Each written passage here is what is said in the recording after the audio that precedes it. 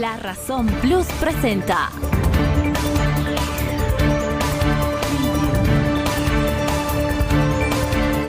La Razón Radio, una manera distinta de contar las noticias y marcar el ritmo de ellas.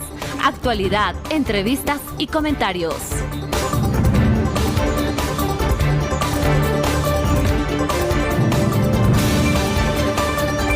Con ustedes, Rubén Atahuichi y Antonio Dalense. Ha llovido en la ciudad de La Paz, amigos, desde el viernes, sábado, domingo sin parar. ¿Qué pasó? Esperemos que nada grave, pero para todo eso nos va a informar. Estamos ya en contacto con Juan Pablo Palma. Él es secretario municipal de Gestión Integral de Riesgos, a quien le vamos a dar ya la más cordial bienvenida. Definitivamente ha sido un evento atípico, una inestabilidad hidrometeorológica poco habitual para este periodo. Un poco para ir explicando lo que ha ocurrido es, en mayo te llueve una determinada cantidad, cerca de 8 o 9 milímetros en el acumulado, significa en todo el mes, y en estos 3 días hemos tenido cerca de 15, significa que en 3 días ha llovido lo que se esperaba o usualmente llovía en todo el mes de mayo. Es algo poco usual. Sinceramente, creo que no somos la única institución que ha considerado aquello, pero realmente creo que no teníamos previsto una lluvia de estas características. Ojalá que sea la lluvia de transición hacia otoño-invierno y que ya cesen las lluvias. Juan Pablo, usted decía el otro día que el Servicio Nacional de Meteorología e Hidrología había levantado la alerta y usted cuestionaba esa medida, pero no hay forma de que la misma institución que rige usted pueda tomar sus previsiones, porque en la noche del jueves ya se sentía que había un frío intenso. Había un chilche, como chilche dice, también, sí. Y en la madrugada nos ha sorprendido. Sí, como le digo, o sea, nosotros manejamos información propia, pero siempre nos tenemos que respaldar en la institución que está al cargo de este tema en específico. Manejamos información, la cotejamos con la que recibimos del CENAMI, y realmente no sé si hemos sido los únicos o no, pero ha sido una lluvia, por lo menos las características de la lluvia nos ha sorprendido tanto en intensidad, en ubicación y en duración. No ha sido, insisto, no ha sido un tema exclusivo en la ciudad de La Paz. Han habido vías que también han sido afectadas por el tema de la nieve, sí, la intensidad de la lluvia, pero igual se respondió, se trabajó, se hicieron ajustes inmediatamente el jueves en la noche, que nos han permitido hasta ahora atender algunos casos que se han ido presentando. Cuéntenos, Juan Pablo, ¿cuántos casos se han registrado y si hay alguno que podríamos considerar grave? Menos de 50 en estos 3 días. Aspecto que es favorable, no es un número alto, es un número manejable, notoriamente menor a otras jornadas con características similares. En su mayoría han sido casos menores, excepto 2 o 3 vinculados con el de la Avenida Vázquez, que se ha hablado mucho, vinculado con un movimiento de tierras realizado por la empresa Mi Teleférico, que provocó la caída de muros en 3 viviendas y como consecuencia se tuvo que recomendar la evacuación de las mismas. Entendemos que el teleférico ya ha tomado contacto con los propietarios para resarcir el daño provocado. Después ya estamos realizando trabajos de reparación en varias infraestructuras hidráulicas. Una de ellas es el Choqueyapo, que es la que más dañada ha salido de la época de lluvia. Ustedes deben acordarse, han habido caídas de muros, barreras transversales afectadas, y de forma más agresiva habíamos tomado la determinación de realizar el trabajo desde el fin de semana, del último fin de semana del mes pasado, considerando que era un fin de semana largo, sumándole el 1 de mayo, y empezamos a hacer demoliciones en algunos sectores del río para la reparación, y obviamente esto ha generado algunas dificultades, como el de la calle 15 o el de la calle 0 de del río Choqueyapu, pero tampoco con gran dificultad. Se han generado algunas barreras provisionales.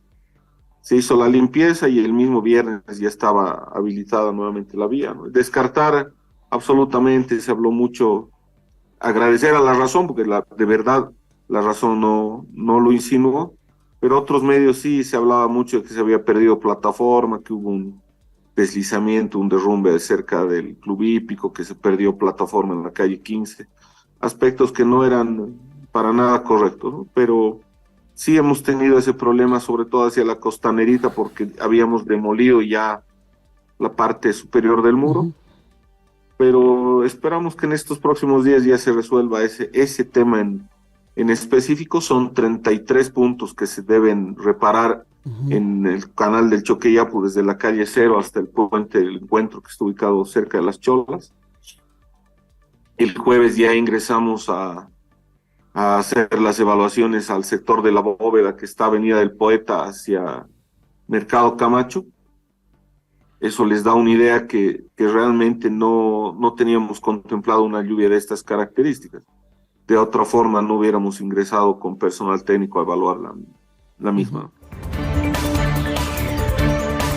Ya estamos en contacto con Juan Carlos Limpias, él es director general de régimen penitenciario. En las últimas horas, otra vez Luis Fernando Camacho se ha quejado de la falta de atención en su cárcel, en su sala de presidio, en la cárcel de Chonchocoro. Dice que no recibe atención médica. Buen día, Juan Carlos, le saluda Rubén Atahuichi. ¿Cómo está? Rubén, ¿cómo está? Cabalmente el día viernes, informó a la población del día viernes, se presentó por el privado libertad Luis Fernando Camacho una solicitud justamente para suministrar ese suero que cada 21 días se da. El director del centro penitenciario de Chonchocoro, como corresponde, ha pasado al parte médico para que el parte médico emita el informe correspondiente. El parte médico ha calculado los 21 días que se cumplen el día miércoles 10, no el 8 como estaban solicitando en su carta, y eso es lo que se ha transmitido a la familia. Yo me he comunicado con la familia personalmente. Ayer hemos mantenido un contacto telefónico también con el abogado Martín Camacho respecto a esta situación.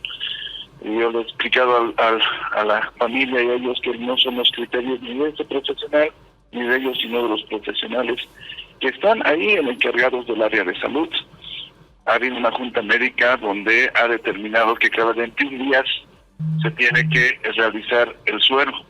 En ese sentido, se ha comunicado y bueno, es el día miércoles que corresponde suministrar este suero, y así se ha quedado hoy día en contacto también con la prima del privado director Luis Fernando Camacho. Se ha sido el día miércoles, pero vamos a sostener obviamente unas reuniones, y si hay criterios médicos de sus especialistas que dicen cada 19 días, bueno, nosotros una vez que recepcionemos firmado estas solicitudes, vamos a también no tener ninguna dificultad en tener esos criterios. Ahora llama la atención, ¿cierto? ¿Cómo no se van a poner de acuerdo con la fecha de administración del suero? Por ejemplo, los médicos lo saben, el recluso lo sabe, la familia lo sabe. ¿Usted cree que hay denuncias insulsas en ese sentido, de que no se le ha suministrado el suero en su debida fecha? Sí, se ha explicado eso a la familia, al abogado, no sé, hay un desconocimiento. Nosotros tenemos todos los descargos correspondientes, y más pues un criterio de una persona. Yo no soy médico, también el doctor Martín Camacho, la familia. Hay médicos y bajo esos criterios nosotros nos guiamos. Y son esos criterios que han determinado cada 21 días, y son los criterios que se están transmitiendo a través de informes como corresponden. Y bueno, se han hecho las consultas a los especialistas y bueno, coinciden con los criterios que hemos establecido nosotros. Por eso hemos sacado un comunicado aclarando esta situación, para que la población, en esa responsabilidad que tenemos, nosotros las autoridades, tenemos que informar de manera fehaciente y de manera creíble como corresponde. Sí, hay mucha susceptibilidad respecto de esto. De todas maneras, ¿ya se han puesto de acuerdo para el próximo suministro del suero, Juan Carlos? Sí, hemos quedado con una prima justamente que el día miércoles, como corresponde, se va a poner el suelo. No hay en ningún momento la administración penitenciaria va a cortar ese suero, o va a interrumpir, o va negar la atención médica. Lo hemos demostrado todo este tiempo que ha habido siempre una predisposición de parte de la administración penitenciaria para hacer las cosas como corresponden. Y lo que falta es ponerse de acuerdo. Ahora vamos a fijar fechas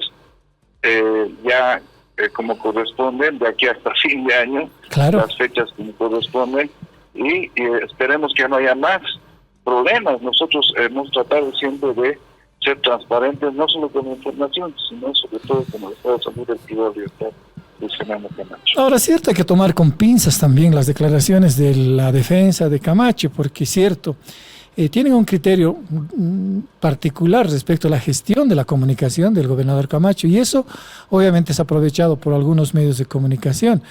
Estaría pues en riesgo incluso no solamente el cargo, sino la libertad o ante una eventual sanción del propio director del régimen penitenciario si es que desobedece las instrucciones o las prescripciones médicas, Juan Carlos.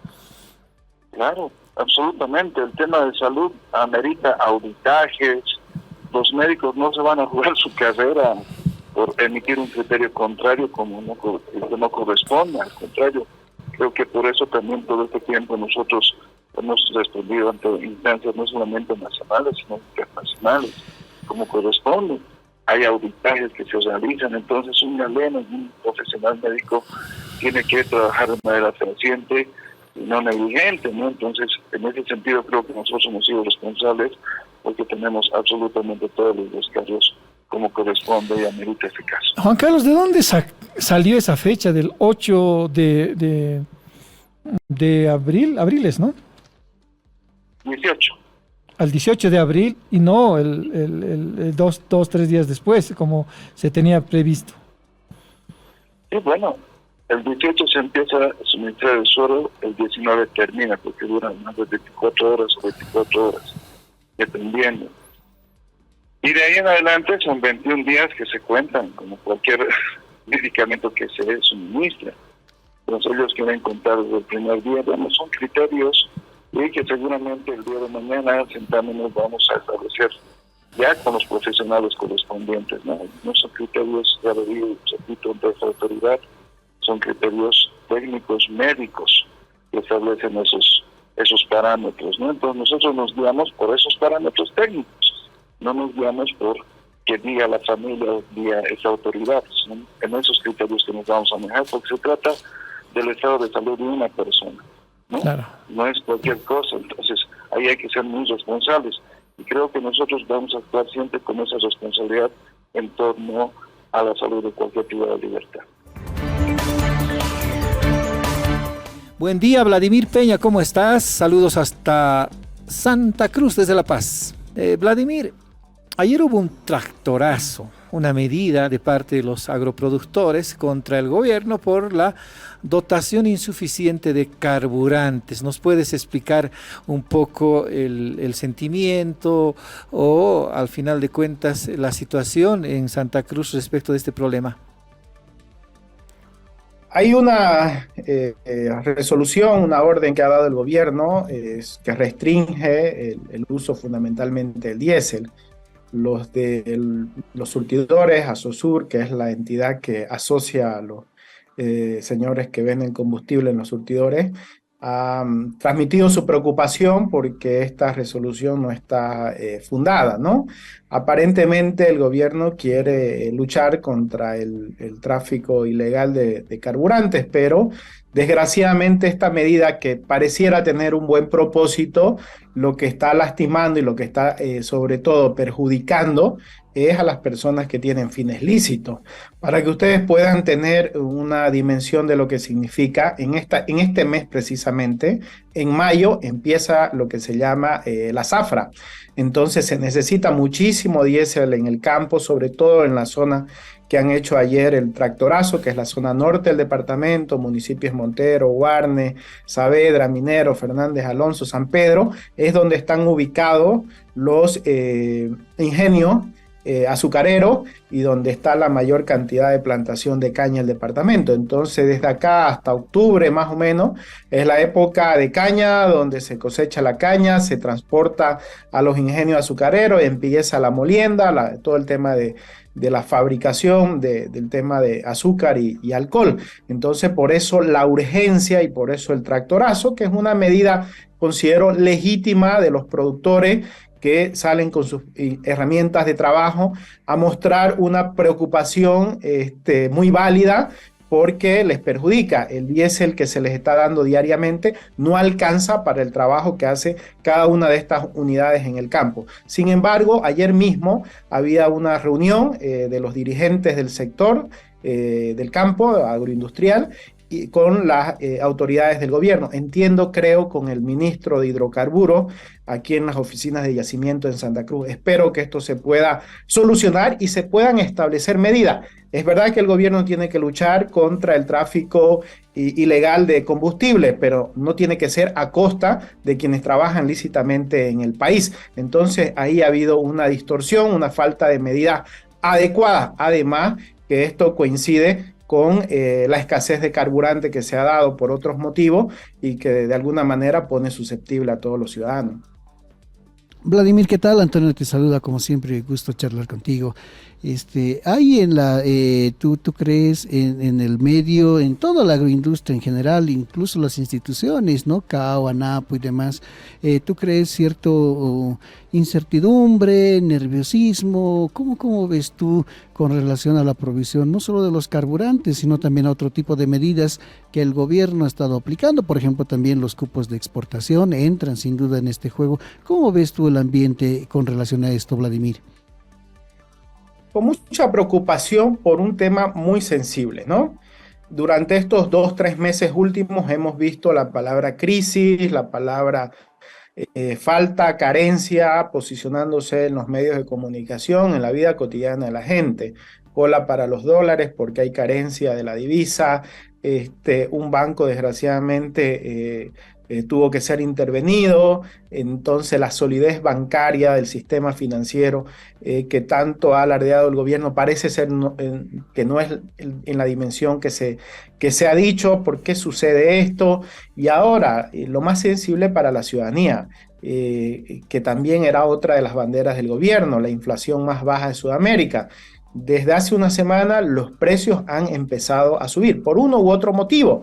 Yo creo que independientemente de los motivos, que sí hay que analizarlos para buscar soluciones, creo que el hecho de la noticia de que el pollo, por ejemplo, el kilo de pollo que costaba 12 bolivianos hasta hace una semana, que hoy en el mercado esté en 17, que el tomate que estaba en 4 bolivianos el kilo, hoy esté en 6 bolivianos en los mercados, el tema del huevo que estaba en 24, 25, los 30, el mápeles de huevo, que hoy esté en 28, 30, 32 bolivianos, esto sí preocupa a la gente, pues son los elementos más esenciales en la vida cotidiana, en la alimentación de nuestras familias. Entonces, yo digo esto que tiene una conexión. Adicionalmente, si tenemos problemas de ingobernabilidad, bloqueo, falta de entendimiento político, falta de mercado, falta de dólares, entonces creo que estamos yendo a un camino donde esto se puede profundizar. Adicionalmente, en el tema del diésel hay que tomar dos medidas en cuenta, ¿no? Lo primero, el campo, lo que decía, la agroindustria, el campo utiliza mucho diésel, todos conocemos el potencial agroproductivo de Santa Cruz y para que ese potencial se pueda desarrollar necesita bastante diésel por precisamente la tecnificación. Segundo, el tema del transporte público. No sé muy bien cuánto incide en otras ciudades importantes como Cochabamba, El Alto, La Paz, el tema del diésel, pero en Santa Cruz las unidades de transporte público, lo que llamamos aquí micros, ya que son la mayor cantidad, son el espacio o el sector, mejor dicho, que más diésel consume en el departamento de Santa Cruz. Entonces, imagínense si hay una carencia de diésel, no solamente va a afectar a la agroindustria, sino que también va a afectar al transporte público de la ciudad más poblada del país, donde diariamente se mueven alrededor de 700.000 personas, con lo que esto significa tener, no sé, 8.000, 10.000 unidades solo de transporte grande, colectivos, micro, en la ciudad de Santa Cruz de la Sierra. Entonces, más allá de que pueda haber susceptibilidad por todo lo que acontece en el país, por la falta de información transparente, por las carencias, por los precios hoy que empiezan a subir en los mercados, yo creo que adicionalmente en el sector productivo es un momento de mayor preocupación para ellos, porque empieza precisamente la zafra. Estábamos hablando de todo lo que está pasando, amigos, con el huevo, con otros productos también, en fin, de eso vamos a conversar. Ya siempre tenemos como amigo, lo tenemos a Jorge Silva, viceministro de Defensa del Consumidor. Vinimos a Cochabamba para reunirnos con los empresarios avícolas de Cochabamba. El día de ayer, el día de hoy hemos tenido felizmente un buen acuerdo, y eso por supuesto que va a beneficiar a los consumidores, especialmente de huevo que tenemos en todo el país. Cuéntenos entonces, don Jorge, porque justo estábamos hablando con Rubén, así chiquito, el huevo 1.20, y realmente hay preocupación en la gente, en las amas y en los amos de casa, porque ha subido mucho el precio del huevo. ¿A qué acuerdo llegaron? Un primer elemento, Rubén y Antonio, señalar a la población que la subida del precio del huevo llegó al techo. Es decir, ya hay un primer acuerdo que no puede incrementarse más el precio del huevo. Un segundo elemento es que a partir de ahora el precio empieza ya a bajar paulatinamente hasta encontrar su precio normal. Esperemos que en un periodo máximo, en un horizonte máximo de 2 meses, se logre ya bajar el precio, reitero, a los precios normales que comprábamos el huevo. Sin embargo, la buena noticia es que ya no va a haber más incremento y que a partir de ahora, reitero, el precio baja paulatinamente. No solamente era el incremento, también era la escasez, o al final de cuentas sí, hemos sabido del producto. Hemos sabido que ¿Y el contrabando, ¿no? Que se estaba llevando huevo también al Perú. ¿Qué datos tenemos sobre eso, Jorge, por favor? Sí, 2 aspectos que hay que considerar, Rubén y Antonio, ¿no? Primero, efectivamente, acá en Cochabamba, la gripe aviar ha afectado a la población de aves, fundamentalmente a las gallinas ponedoras de huevo. Son 600.000 aves eliminadas debido a la gripe aviar. Esto ha provocado una pérdida aproximadamente de 25 millones de bolivianos, ¿no? Que perdieron los empresarios, especialmente los pequeños productores, que en algunos casos perdieron todo su capital, todo su patrimonio. Entonces, se puede entender, Rubén y Antonio, que acá en Cochabamba sí la gripe aviar afectó la producción. Eso lógicamente afecta a la oferta y tiene un impacto negativo en el precio, por una parte. Por otra parte, el contrabando, ¿no? Lamentablemente, personas que se dedican a la comercialización de huevo, que compran al productor, al empresario, a un precio bajo y se venden a un precio mayor en los mercados. Nos indicaban que acá en Cochabamba estaban comprando entre 80 y 90 centavos la unidad, pero tú veías que ese huevo estaba entre 1.20, 1.30, 1.40 bolivianos, debido a que es el Perú que ha sufrido un fuerte impacto por la gripe aviar, bajó su producción, por lo tanto bajó su oferta, y había un mercado libre para introducir el huevo boliviano vía contrabando, porque la exportación de huevo no está autorizada ni a Perú, ni a Chile, ni a ningún otro país, pero vía contrabando lograron introducir el huevo boliviano, y yo fui a Desaguadero, Perú, y ahí vi huevo de Santa Cruz, huevo de Cochabamba a 1.40, 1.50 bolivianos la unidad. Entonces, frente a ese otro tema, que es el contrabando, Viceministerio de Lucha contra el Contrabando y el Centro Estratégico Operacional, los CEOs, en la que participa el Ejército Boliviano, están intensificando los controles en los 12 puntos fronterizos que tenemos con el Perú, por donde estaba saliendo el huevo en grandes cantidades. Más en Chuba se decomisó un camión que estaba transitando, llevando al Perú 150.000 huevos bajo el pretexto de que estaba llevando a Escoma, una población que no tiene más de 30.000 habitantes.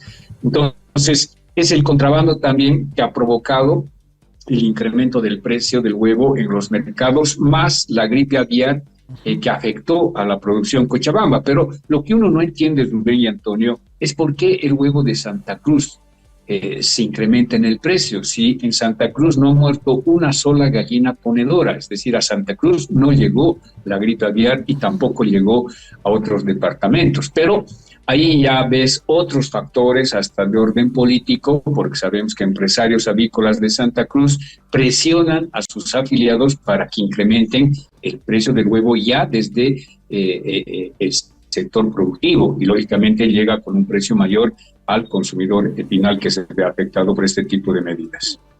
Me voy a tomar no sé si la ligereza, no sé cómo llamarle, pero supongo que usted vio anoche el mensaje del presidente y quisiera pedirle su opinión antes de terminar la entrevista, don Jorge.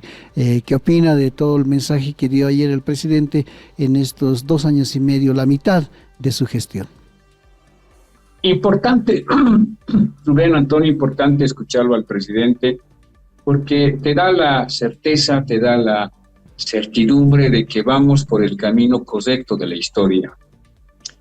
Son tiempos difíciles que estamos atravesando, no solamente los bolivianos, la humanidad en su conjunto, debido a la pandemia que nos ha afectado fuertemente a todos los países, la guerra de Ucrania con Rusia, la inestabilidad política que hemos vivido en el país, han sido factores que necesariamente deberíamos haberla asumido, y la hemos asumido, y eso lo ha destacado nuestro presidente, pero fundamentalmente, pese a ese mal momento que hemos vivido, estamos saliendo adelante con bastante esfuerzo, con bastante sacrificio. Este es un proceso importante, histórico, que va a marcar a este gobierno del presidente Lucho Arce, porque luego de un proceso de nacionalización entramos a un proceso de industrialización, que no es fácil, ¿no? Que no es de la noche a la mañana, que no es firmar un decreto, una ley, y se decreta la industrialización.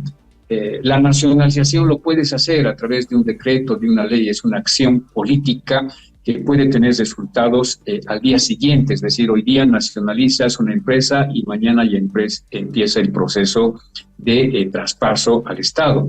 La industrialización es un proceso mucho más largo, además, no solamente de la declaración de voluntad y la declaración política de iniciar un proceso de industrialización, sino que tienes que tener los recursos económicos para invertir en la implementación de las diferentes industrias, de las diferentes empresas, plantas que vamos a tener en el país.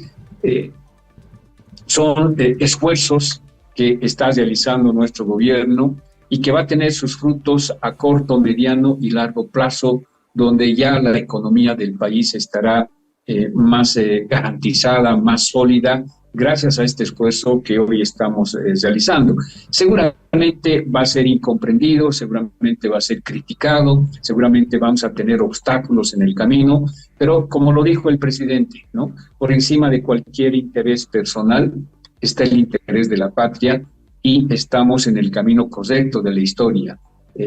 Recibiremos muchos tomatazos, huevazos seguramente en el camino, pero vamos a continuar saliendo adelante, Rubén y Antonio, y en esto tiene mucho que ver también el compromiso y el apoyo de ese pueblo boliviano que le apuesta a este gobierno, que está trabajando no solamente para atender las demandas y salir de esa crisis política, económica y social que hemos heredado, sino para consolidar las bases fundamentales de una economía fuerte, soberana, que nos permita mirar diferente a los bolivianos en los próximos años. Ahora, otro tema que habíamos olvidado, al final se ha regularizado la compra y venta de dólares, viceministro, incluso habían acusados por agio. ¿Cuántos casos al final fueron?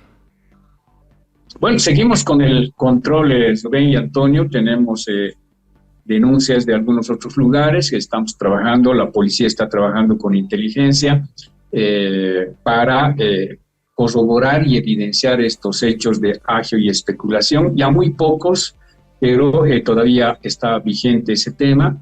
Esperemos que en las próximas semanas, ya con la ley del oro, además, se logre estabilizar este tema. Y recordarás, Rubén y Antonio, que ya vendrán días mejores y tendremos nuevamente la normal compra y venta de dólar en el mercado nacional. Hemos corroborado también que en el Perú están vendiendo los dólares que han sacado de Bolivia.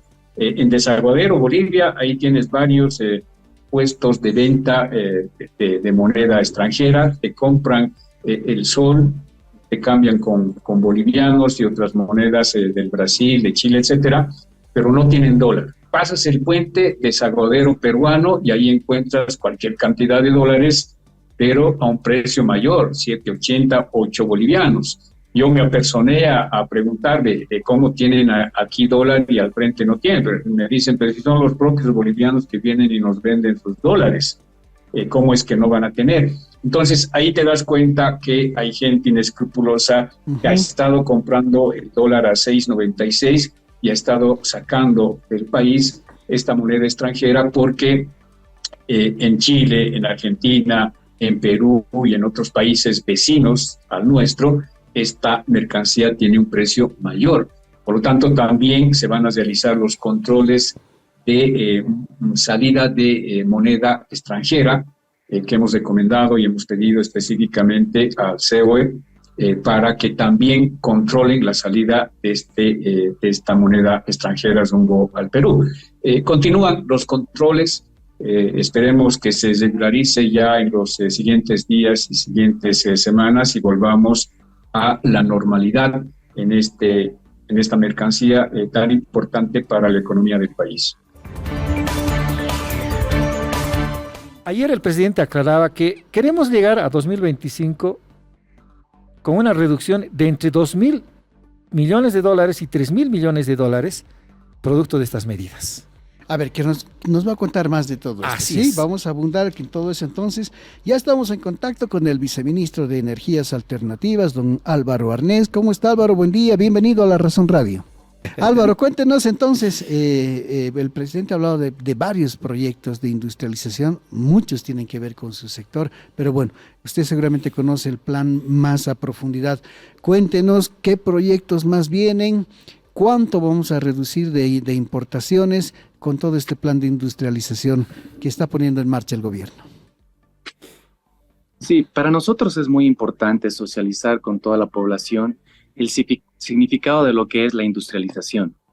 Entonces, básicamente es que todo Bolivia llegue a consumir lo que produce. Hay una necesidad por parte de las industrias y en este escenario lo que se quiere hacer es esa importación que se realiza año con año, eliminarla y con eso fortalecer más la economía. El concepto básico de lo que es la industrialización es producir un producto que es necesario a gran volumen. Básicamente esa es lo que es la definición de industrialización. Y lo que está haciendo Bolivia, inclusive dentro de lo que es la visión a mediano y largo plazo, es ser soberano en estos insumos. Como bien lo decía nuestro hermano, la química básica es fundamental. No existe país industrializado que no tenga química básica. Es como un requisito, por así decirlo.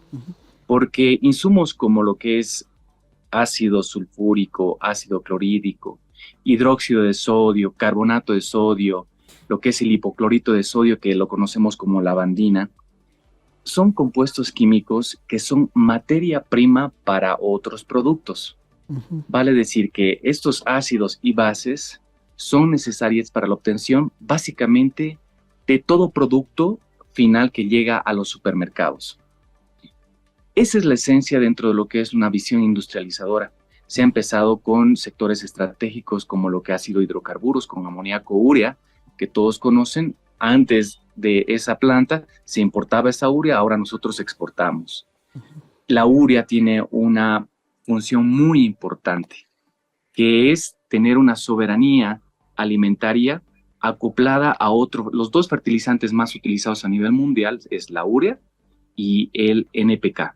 Entonces, la urea ya lo producimos y NPK ya lo estamos construyendo en este momento con nuestra empresa boliviana de industrialización de hidrocarburos para que un fertilizante más utilizado es el 25-25-25 o el de proporción de 30%, en cual el nitrógeno, el fósforo y el potasio alimentan nuestros terrenos para incrementar lo que es el rendimiento. Entonces, es fundamental que la población sepa, sin productos básicos, como se le dice, nosotros no podríamos llegar a ser un país industrializado. Es fundamental y es requisito sine qua non para poder tener lo que es un PIB que nos lleve a lo que es un país industrializado.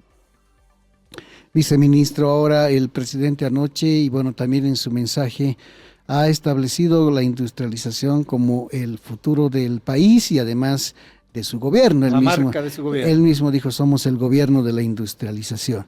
¿Cuáles son los proyectos aparte de la química básica? ¿Cuáles son los otros proyectos que usted destacaría y que podríamos tener en el corto plazo, por ejemplo? Efectivamente, ese sueño de que al 2025 logremos, si no eliminar completamente, pero si no de manera amplia, eliminar la importación de esos productos básicos, lo que hacemos es direccionar ese dinero que sale fresco por la compra de esos productos para reinyectarlos en proyectos internos, endógenos, que básicamente son los productivos, salud y educación.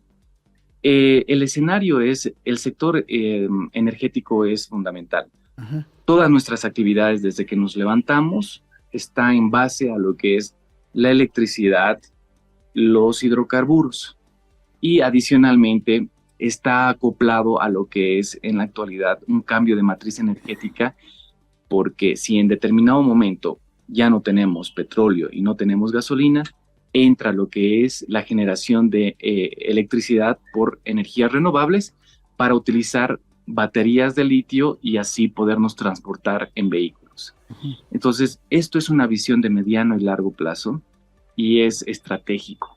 Vale decir, están concatenados absolutamente todos los proyectos. En el sector litio, por ejemplo, la primer planta industrial de Bolivia va a empezar con lo que es el precomisionado y comisionado, esta gestión, de tal manera de que esta planta de carbonato de litio industrial de 15,000 toneladas pueda apalancarse a una planta industrial de cátodos.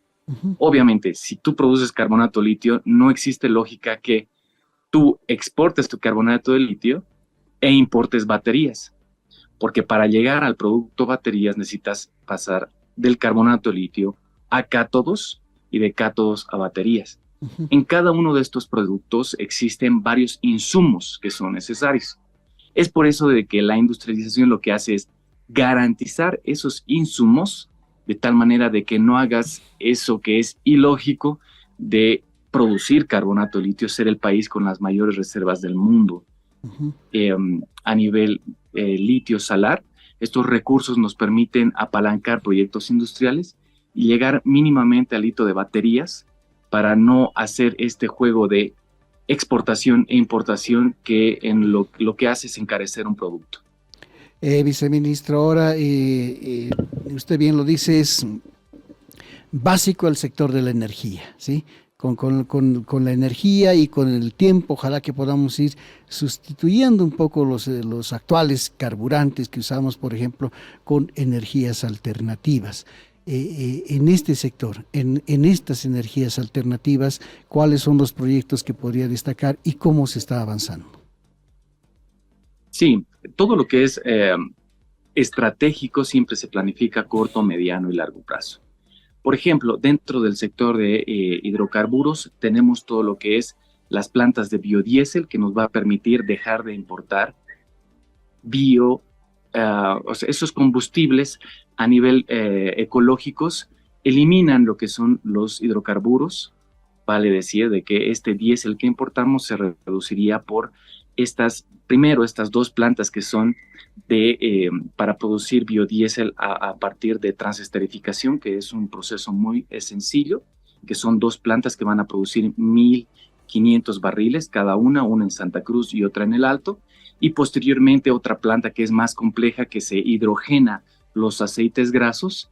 Esta planta es la de HBO, que va a llegar a una producción de 9,000 barriles día. Estos barriles son los que se van a dejar de importar diésel, y esto hace de que salgan divisas del país. Otro producto que, como les mencioné, va a seguir con mucha fuerza el tema de los fertilizantes. Esto es algo que ha iniciado conforme se incrementa la población, se necesitan más alimentos. El año pasado se ha llegado inclusive a una cifra alrededor de $230 millones por venta de urea.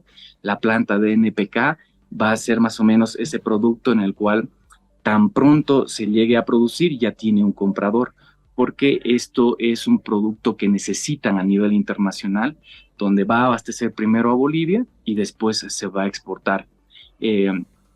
Posteriormente tenemos también dentro de lo que es el sector, el litio, por ejemplo, la planta industrial del carbonato de litio, que es fundamental, pero es relativamente, si bien es algo industrial, queda pequeño para la visión de litio que tiene Bolivia. Por eso, a través de las plantas de extracción directa de litio, que es un proceso más corto, pero más complejo a nivel tecnológico, lo que se hace, se va a implementar estas plantas en Coipasa y en Uyuni para poder tener con mayor rapidez carbonato de litio. Y lo icónico aquí es de que la empresa que lo va a construir es la empresa más grande del mundo en producción de baterías. Entonces, eso nos garantiza que hay un know-how, el saber cómo, de producción de cátodos y baterías. Entonces, es fundamental, y obviamente en energías renovables está todo lo que es eólico, fotovoltaico, y lo que va a entrar con mucha fuerza a partir del 2035 a nivel mundial es el hidrógeno verde, que es básicamente combinar cualquier tipo de electricidad renovable, ya sea fotovoltaico y eólico, a través de una máquina que es un electrolizador. Tú obtienes hidrógeno verde, ecológico, que en este momento lo están utilizando solamente países industrializados como es Alemania, Japón, Canadá, porque existe un know-how muy preciso, y además los electrolizadores en este momento no están disponibles. Existe una lista de espera para este producto porque no muchas empresas también la construyen en la actualidad. Entonces, son escenarios que nos permiten planificar a corto, mediano plazo para una soberanía energética. Vamos a seguir hablando entonces sobre el mensaje del presidente que dio en sus 2 años y medio de gestión, anteanoche y anoche también, que abundó en algunos otros temas en la cena por el Día del Periodista. Para seguir hablando de esto, ya estamos en contacto, Rubén, con el diputado Marcelo Pedrazas, de Comunidad Ciudadana por Chuquisaca. Seguramente tiene ya una impresión, lo ha visto al presidente, de repente de anoche también ha recogido algunos insumos. ¿Qué le parece la evaluación que ha hecho de sus 2 años y medio de gestión? Bueno, yo creo que aquí hay un detalle que la población debe conocer. El presidente no ha hecho un informe respecto a sus 2 años y medio. Yo creo que se ha dedicado más a ser un cuentista, pero de cuentos de ficción. Entiendo que no hay una explicación a los casos concretos, a la realidad que estamos viviendo los bolivianos, y que se las va a sentir a diario cuando uno está en un mercado, cuando uno está en una plaza, cuando sube un micro. La economía no está bien, la economía está pasando un momento crítico, y lamentablemente estas consecuencias son por un gobierno donde él fue parte y no se tomaron las previsiones necesarias, porque se hizo gastos innecesarios, se hicieron inversiones que no han dado resultado a los bolivianos, y en esa medida pues ahora nos toca a todos nosotros lamentablemente estar en una situación muy compleja, una situación que nos está llevando a épocas pasadas donde no tenemos dólares y divisas para poder generar mejores condiciones económicas. Y por otro lado también hemos tomado la decisión, bueno, como país, no digo como oposición, de inclusive haber vendido nuestras reservas internacionales para un poco generar esa falta de divisas en el país y de alguna forma lograr una cierta estabilidad, pero que también es momentánea y que además no te explica en qué se van a invertir estas ventas de nuestras reservas a futuro. Yo creo que hay mucha incertidumbre en el plano económico, cada vez hay menos empleo, en el plano inclusive de los índices de pobreza estamos cayendo, pero algo a mí que me preocupa más, yo creo que la población queda en una incertidumbre porque ante la ausencia política del presidente en varios escenarios, la verdad es que no sabemos cuál va a ser nuestro destino. Marcelo, ayer el presidente, bueno, y también en su mensaje, pero sobre todo anoche, ha explicado más o menos uno por uno cuáles son los problemas que tiene la economía, habló de esto de los dólares, de la subida de precios en algunos alimentos, en fin, y ha dicho que son problemas más bien circunstanciales, ¿no? Y destaca más bien el crecimiento de la economía, que el año pasado fue de 3.5, la estabilidad del sistema financiero, en fin, la inflación controlada, qué sé yo. Todo esto, ¿cómo se puede sopesar con la impresión que usted recoge de la población en sí misma y también en su visión, por supuesto, como político, como diputado opositor en este caso? Bueno, yo creo que está dando unos ejemplos que no están acordes a la realidad, por eso decía que es cuentista de ficción. Miren, en el tema económico, ustedes bien saben y la población ha conocido que no estamos en el mejor momento. Y eso es una realidad que lo ha reconocido el propio ministro hace tiempo atrás, cuando incluso de alguna forma echó culpa a la Asamblea Legislativa por las pugnas internas que tenía el movimiento del socialismo. En ese marco, obviamente, se ha generado esta falta de divisas, pero a mí me llama la atención que el presidente pretenda cambiar de moneda y empiece a hablar del yuan como una moneda alternativa para que nosotros podamos hacer nuestras transacciones, cuando sabemos que a nivel mundial este escenario no es propicio. Por ejemplo, yo no ahorraría en yuanes en lugar de dólares para que en un futuro estas divisas no me resulten favorables, por ejemplo. Y creo que lo hace cualquier persona. En el tema económico, la economía se maneja a partir de la dolarización, más allá de que podamos tener o no afinidades o no, eso es lo que rige al mercado internacional. Muchas empresas chinas exitosas cotizan en las bolsas americanas, sus transacciones son en dólares, entonces yo no comprendo por qué hablar de un tema que no es necesario, salvo que ya estemos tan endeudados y debamos tanto a estos países, porque en realidad hemos cambiado de hegemonía imperialista, para decirlo de una forma. La Asamblea ha aprobado una infinidad de créditos que terminan después siempre en empresas que tienen vinculación con el gobierno chino, y lo hemos visto en las carreteras, etcétera, por una parte. Por otra, creo que también hay una mentira respecto al planteamiento que se hizo del movimiento al socialismo con relación a su modelo económico. En una primera fase, el Estado empezó a tener presencia y se convirtió en un empresario, y sabemos que es un mal empresario. Empresas que han quebrado, empresas que no han dado los réditos necesarios, no están generando excedentes que puedan coadyuvar, digamos, en que después esos excedentes se inviertan en mejorar la calidad de vida de los bolivianos, y lo hemos visto siempre.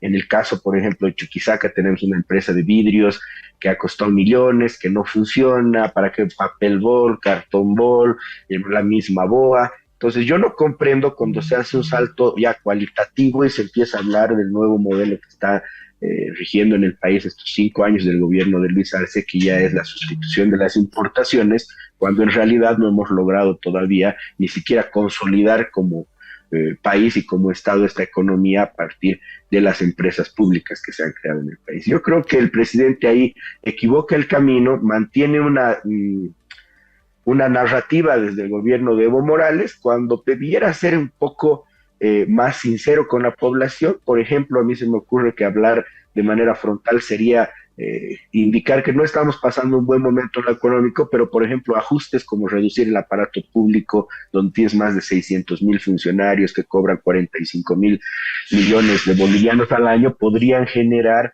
espacios para que estos dineros se inviertan realmente en generar economía para los bolivianos, pero sobre todo condiciones para que los habitantes de este país puedan mejorar todo lo que implica su desarrollo económico, familiar, personal, en todos los aspectos y en todas las edades que están en una edad productiva. Diputado, le pregunto, con todos los problemas que estamos apuntando, sobre los cuales estamos reflexionando, ¿usted diría que en este momento en el país estamos en un momento de crisis económica o solo hay problemas por ahí con los cuales hay que preocuparse? Yo creo que son varios factores, ¿no? El gobierno tiene que tomar la responsabilidad, por ejemplo, que a partir de las malas decisiones que tomaron en su momento han generado esta falta de divisas en el país que sin lugar a dudas afecta a la economía. ¿A qué me refiero eso? Imagínese usted cuando el gobierno metió la pata y empezó a comprar el dólar diferenciado a los exportadores. A eso tomaron las malas decisiones en el Banco Central de vender los dólares, lo que generó todo este proceso que lamentablemente no está pudiendo recuperar el país, porque a la fecha sabemos que hay un dólar paralelo, sabemos que no hay divisas. Creo que también hay falta de profundizar algún tipo de ley que permita generar confianza en los países vecinos y no a través de esas leyes más bien criminalizar y perseguir a la oposición o a quien le pueda de alguna forma interpelar al gobierno. ¿Y a qué me refiero? Por ejemplo, en el tema de los dólares, hay 2 o 3 escenarios que yo no he escuchado que se los han analizado mucho. Y es el hecho de que la Reserva Federal estuvo el año pasado en Bolivia y hizo ciertos condicionamientos respecto a la entrega de los dólares, porque en el país los dólares se van a la Argentina, los dólares están en el tema de la legitimación de ganancias ilícitas, producto de que no existe una política estatal clara respecto al narcotráfico, y además hay una economía informal. Entonces, cuando después el gobierno intenta cumplir ciertas directrices de organismos internacionales respecto, por ejemplo, al lavado de dinero, a la legitimación de ganancias ilícitas, no se define en el tema en concreto, y las alas radicales del movimiento al socialismo aprovechan esta normativa para empezar a criminalizar a la oposición, y ahí tienen el resultado de no poder hasta el día de hoy continuar con esta normativa, porque encuentran en la población obviamente esa defensa de sus libertades. Entonces, los escenarios son complejos. Yo creo que hay varias situaciones que no están bien en el gobierno. Miren ustedes las denuncias que existen respecto a la compra de los hidrocarburos, no tenemos exploración, explotación. Los números respecto a los pozos petroleros son alarmantes. Los que estudian el tema han indicado de manera expresa de que es muy probable que al 2028-2030 ya no tengamos una sola molécula de gas, lo que va a implicar pues grandes problemas más adelante si no tomamos decisiones como, por ejemplo, reducir la burocracia, ser más efectivos, luchar contra la corrupción, hablar con el empresariado cruceño respecto a cómo podríamos dinamizar la economía, quizás no tener estas leyes o decretos que permiten no exportar y generan estos cupos. Yo les escuchaba ahorita a ustedes decir, por ejemplo, un desafío grande que se industrialice en el Alto una empresa, por ejemplo, de llantas. Yo creo que puede haber muchos bolivianos que intentarían aquello, pero tienes después impuestos nacionales que persigue a quien quiere emprender, toda una burocracia estatal, entonces se desanima. Yo creo que por ahí debería empezar el gobierno reflexionando, alejándose, más allá de que el presidente ya sea un ministro, el gobierno de Evo Morales, pero él ya tiene las decisiones propias como presidente para alejarse de imposiciones que seguramente en su momento ha debido tener, producto de que también él no era la máxima autoridad del Estado boliviano.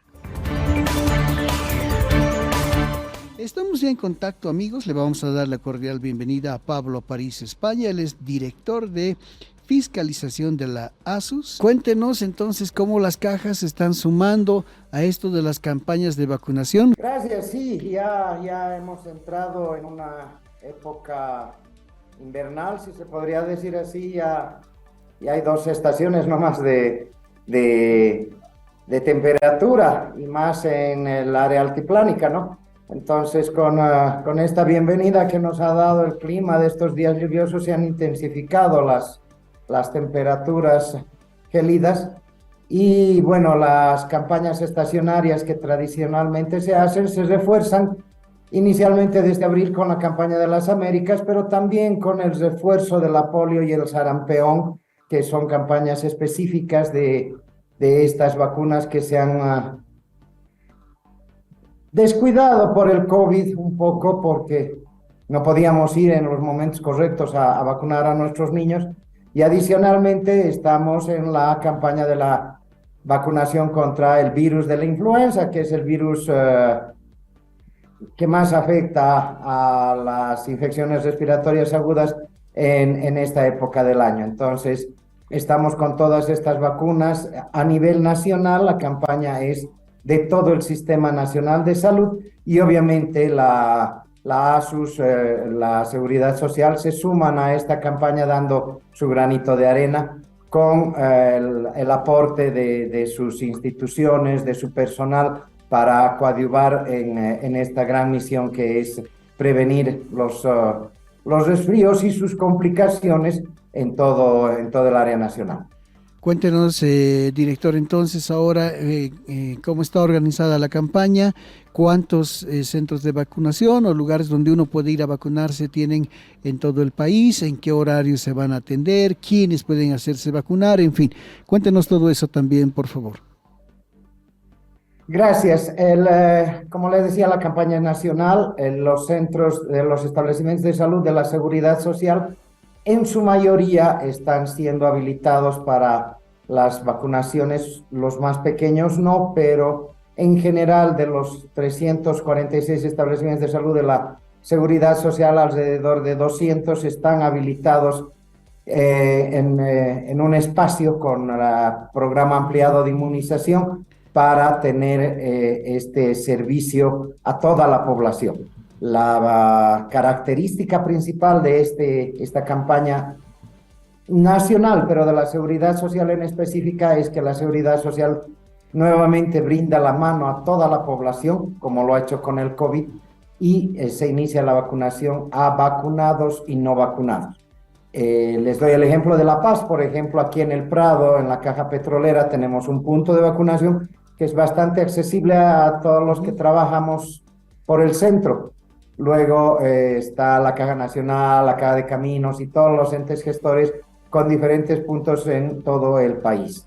Es así que estamos, como le decía, con alrededor de 200 puntos adicionales que van a trabajar en horarios de oficina, pero discontinuos, y fines de semana en las campañas que nos sumamos al sistema público con ciertas características.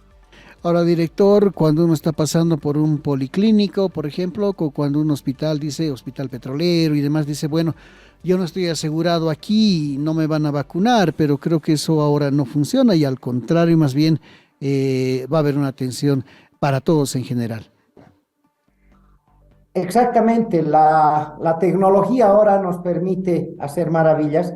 El registro único de vacunados hace que este sistema que está en línea pueda ser usado en cualquier computadora y hasta celular, donde los asegurados y no asegurados puedan entrar en el sistema en cualquier lugar donde estén. Es decir, si soy asegurado de la Caja Nacional, puedo irme a la petrolera; si soy del público, puedo irme a una seguridad social, y viceversa también, para que todos, absolutamente todos, tengamos el acceso a estas vacunas. Adicionalmente, también desde la SUS se ha emitido un instructivo coordinando con los entes gestores para que todos los papás y mamás, porque ahora padres y madres trabajan y los niños se quedan en casa, puedan tener la oportunidad de tener 2 horas del tiempo laboral para ir a vacunar a sus niños.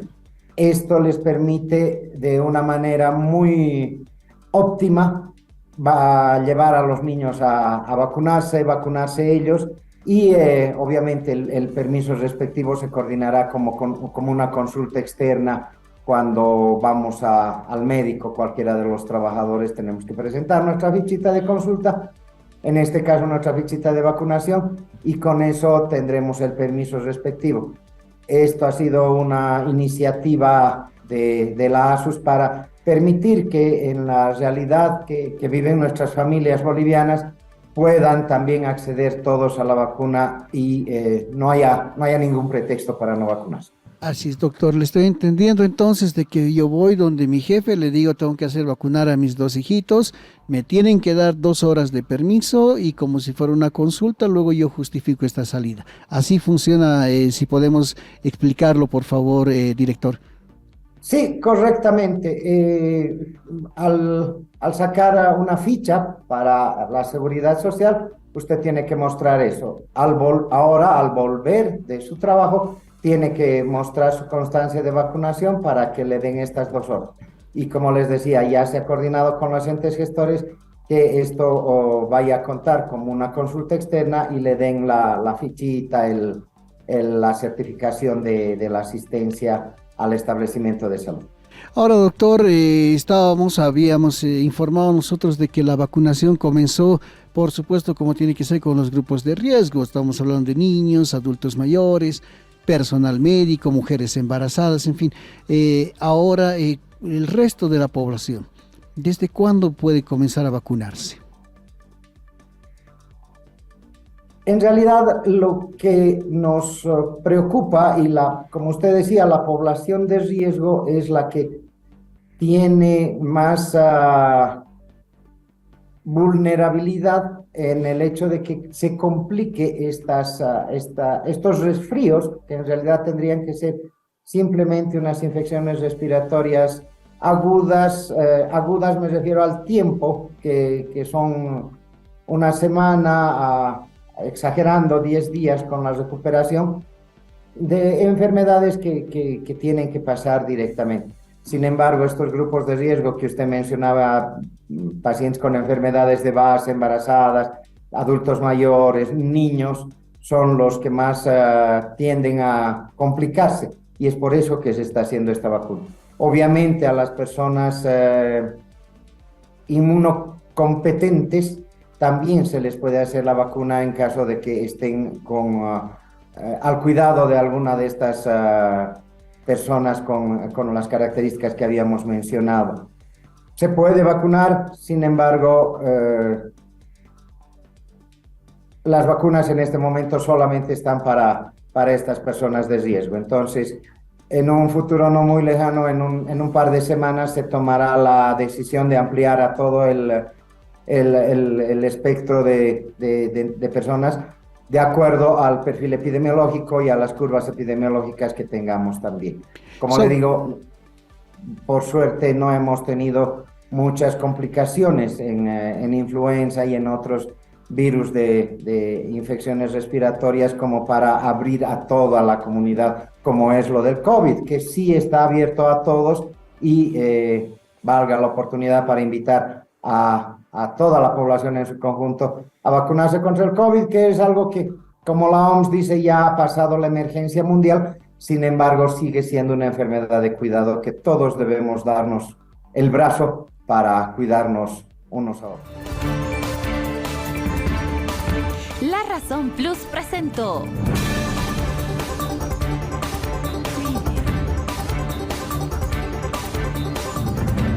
La Razón Radio, una manera distinta de contar las noticias y marcar el ritmo de ellas. Actualidad, entrevistas y comentarios.